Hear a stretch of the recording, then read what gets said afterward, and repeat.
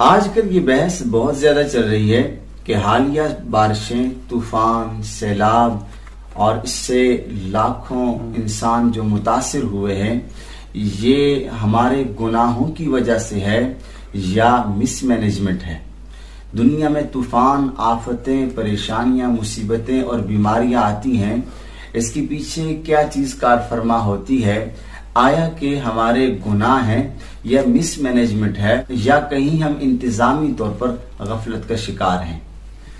یہاں ایک بات یاد رکھیں، کسی بھی معاشرے اور سوسائٹی کے وہ لوگ جو کسی کام کے کرنے پر مامور کیے گئے ہیں، جس شعبے سے وہ وابستہ ہیں، خواہ پانی کا شعبہ ہے، بجلی کا شعبہ ہے، گیس کا شعبہ ہے، یا زندگی کے جن شعبوں سے وہ وابستہ ہیں اور ان پر ذمہ داری عائد ہوتی ہے، اگر وہ اس ذمہ داری میں کوتاہی کرتے ہیں اور اس شعبے کا بجٹ اس پر نہیں لگاتے، یقیناً وہ اللہ کی مجرم ہے، قوم کی مجرم ہے، وہ انتہائی گناہگار ہیں اور خدا کی مخلوق کے ساتھ ناانصافی کرنے والے ظالم ہیں۔ اور جب پریشانی آئے، مصیبت آئے، تو ہم صرف اس کو یہ کہہ دیں کہ یہ عذاب الہی ہے اور مس مینجمنٹ والوں کو اس سے بری کر دیں، تو یہ بھی غلط ہے۔ یہاں ان لوگوں پر بھاری ذمہ داری عائد ہوتی ہے کہ وہ اپنی ذمہ داری کو کامل اور احسن طریقے سے بجا لائیں۔ آج جدید سائنس ہے اور سائنس اپنے عروج پر ہے اور ترقی پر ہے۔ بارش آنے سے پہلے ہی محکمہ موسمیات والے اپنے آلات کے ذریعے، اسباب اور سورسز کے ذریعے بتا دیتے ہیں کہ بارش کب ہوگی، کتنی ہوگی، کتنی ملی میٹر ہوگی اور کہاں ہوگی اور اس کا سائز کیا ہوگا۔ جب اتنی چیزوں کا علم ہو جاتا ہے بندے کو، اور اللہ پاک ہی نے یہ انسان کو علم اور صلاحیت بخشی ہے، تو انسانوں کو چاہیے کہ وہ پہلے سے پیش بندی کر لیں، پہلے سے ہی منصوبہ بندی کر لیں ان مسائل کے شکار ہونے سے پہلے۔ تصویر کا ایک رخ تو یہ ہے، لہٰذا کسی بھی پریشانی کو سامنے رکھتے ہوئے صرف گناہوں کو اس کے ساتھ نتھی کرنا، یہ انصاف نہیں ہے۔ یہاں یہ بات یاد رکھیں کہ بہت سارے لوگ مصیبتوں کے وقت، عذابوں کے وقت، طوفانوں کے وقت گناہوں کے وبال کی طرف توجہ نہیں دیتے۔ وہ کہتے ہیں گناہوں سے کچھ نہیں ہوتا، اگر سیلاب آنا تھا تو امیر لوگوں کے گھروں میں آتا، امیر لوگوں کی حویلیاں بہا کے لے جاتا، غریبوں کے گھر کیوں ڈوبے؟ یہاں ایک بات یاد رکھیں، عذاب، طوفان، پریشانیاں اور مصائب لانے والے اللہ کی ذات ہے۔ گناہگار جس طرح شہروں میں موجود ہوتے ہیں، اسی طرح دیہاتوں میں موجود ہوتے ہیں۔ بہت سارے گناہ ایسے ہوتے ہیں کہ جو شہروں میں ہو رہے ہوتے ہیں، اور اسی کے ساتھ ساتھ بہت سارے گناہ دیہاتوں میں ہو رہے ہوتے ہیں جو شہروں میں نہیں ہوتے۔ ہر علاقے میں کوئی نہ کوئی گناہ ہو رہا ہوتا ہے۔ ہم دیکھتے ہیں کہ بہت سارے مصیبتیں اور آفات بلائیں آتی ہیں جو دیہاتیوں کی بنسبت شہریوں کو زیادہ متاثر کر دیتے ہیں۔ آپ دیکھیں گزشتہ سالوں میں کورونا کی وبا آئی، اس میں شہری لوگ زیادہ متاثر ہوئے، تو معلوم ہوا کہ گناہ کبھی شہریوں پر، گناہوں کا وبال کبھی شہریوں پر آئے گا اور کبھی دیہات والوں پر آئے گا۔ اور یہاں یہ بھی سمجھنا چاہیے کہ یہ مس مینجمنٹ جو ہے، یہ خود بھی ایک عذاب ہے۔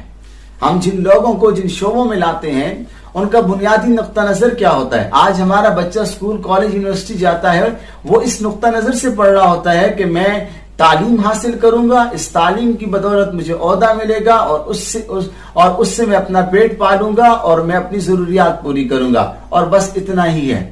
اس لیے اہل علم کہتے ہیں کہ جو لوگ اس نقطہ نظر سے پڑھتے ہیں، یوں سمجھیں کہ وہ پیسہ تیار کرنے کی مشینیں ہیں۔ اگر اس آدمی کو اس سے زیادہ اچھی کہیں آفر آتی ہے، نوکری آتی ہے، تو پیسے کی وجہ سے اس نوکری کو چھوڑ کے دوسری نوکری کی طرف جا رہا ہوتا ہے۔ بنیادی مقصد خدمت خلق کے بجائے، اللہ کو راضی کرنے کے بجائے، بلکہ کیا ہوتا ہے؟ پیسہ جمع کرنا ہے اور دولت کی حرص و ہوس ہے۔ اس لیے یہ نظریہ اور سوچ ہماری کار فرما ہے کہ ہم تعلیم کے ذریعے سے دولت کمائیں گے تو بس اوقات یہ دولت کے لیے ناجائز رستے اختیار کیے جاتے ہیں۔ لہٰذا مس مینجمنٹ بھی ایک عذاب ہے۔ آج کی جدید سائنس کا تقاضا یہ تھا کہ جو لوگ پانی کے امور پہ معمور ہیں، جن کا تعلق ڈیموں کے ساتھ ہے، جن کا تعلق ندی نالوں کے ساتھ ہے، ان کو بر وقت ندی نالے صاف کرنے چاہیے، نہروں کی کھدائی کا خاص اہتمام کرنا چاہیے، بند باندھنے چاہیے، ڈیموں کی تعمیر ہونی چاہیے اور اس غفلت کا شکار نہ ہو۔ لیکن ایک کوتاہی ہماری ہے کہ ہم نے جو حکمران اپنے اوپر مسلط کیے ہیں یہ ہم سے ووٹ لیتے ہیں، ہم سبھی ان کو ووٹ دیتے ہیں، اور یہ لوگ صحیح طور پر اپنے امور کو بجا نہیں لاتے اور قوم کی خدمت نہیں کرتے، تو دیکھا جائے مس مینجمنٹ بھی ایک عذاب ہے۔ رب العالمین ہم سب کو اچھے حکمران چننے کی توفیق عطا فرمائے۔ یہاں ایک بات یہ بھی یاد رکھیں کہ اس طرح کے سیلاب اور اس طرح کے عذاب جو آتے ہیں یہ رب العالمین کی طرف سے ایک پیغام ہوتا ہے، کیونکہ مسلمانوں آپ اپنی زندگی تبدیل کرو۔ قرآن حکیم میں اللہ پاک نے فرمایا وَأَخَذْنَاهُمْ بِالْعَذَابِ لَعَلَّهُمْ يَرْجِعُونَ، کہ ہم نے ان کو عذاب میں پکڑا تاکہ رب العالمین کی طرف رجوع کریں۔ تو سیلاب، طوفان، آفتیں، پریشانیاں، مصیبتیں ہمیں اللہ کی طرف رجوع کی دعوت دیتی ہیں۔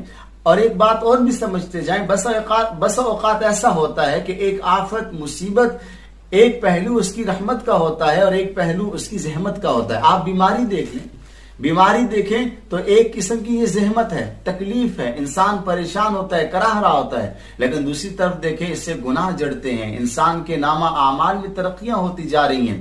بالکل اسی طرح سیلاب آپ دیکھیں، سیلاب کی وجہ سے اس میں کوئی شک نہیں لاکھوں گھر اجڑ گئے، بہت سارے بچے اس پانی کی نظر ہو گئے، بہت سارے گھر اس پانی کی نظر ہو گئے، کھیت کھلیان اس پانی کی نظر ہو گئے، لیکن دوسری طرف دیکھیں قوم نے پورے اتفاق کے ساتھ، یکسوئی کے ساتھ جو صدقہ اور خیرات کیا اور جو دل کھول کے نیکی کے کام کیے ہیں یہ بھی ناقابل فراموش ہیں۔ اس میں کوئی شک نہیں کہ حالیہ سیلاب کی وجہ سے جو نقصان ہوا پاکستان کی تاریخ میں قیام پاکستان سے لے کر اب تک اتنا بڑا نقصان دیکھنے کو نہیں ملا، لیکن اس میں بھی کوئی شک نہیں ہے کہ اس موقع پر پاکستانی قوم نے جو سخاوت کا مظاہرہ کیا اور جو غم اور پریشانی کا مظاہرہ کیا اور جو ہمدردی کا مظاہرہ کیا یہ بھی اپنی مثال آپ ہے اور ناقابل فراموش ہے۔ آپ دیکھ رہے ہیں اہل علم، دینی مدارس کے طلباء اور دیندار لوگ، کالج، یونیورسٹیز کے اور تمام تر تنظیمیں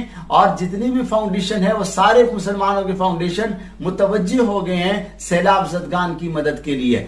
آپ دیکھ رہے ہیں سنگلاخ وادیوں میں، پہاڑوں میں، دور دراز علاقوں میں جا کے لوگوں کو اشیاء خوردنوش دے رہے ہیں اور ان کے لیے گھر بنا رہے ہیں۔ تو اگر اس اعتبار سے دیکھا جائے سیلاب ایک طرف زحمت ہے تو دوسری طرف رحمت بھی ہے، مسلمانوں کو رجوع اللہ کا ذریعہ بھی بن گیا اور مسلمانوں کے لیے صدقہ و خیرات کا ذریعہ بھی بن گیا۔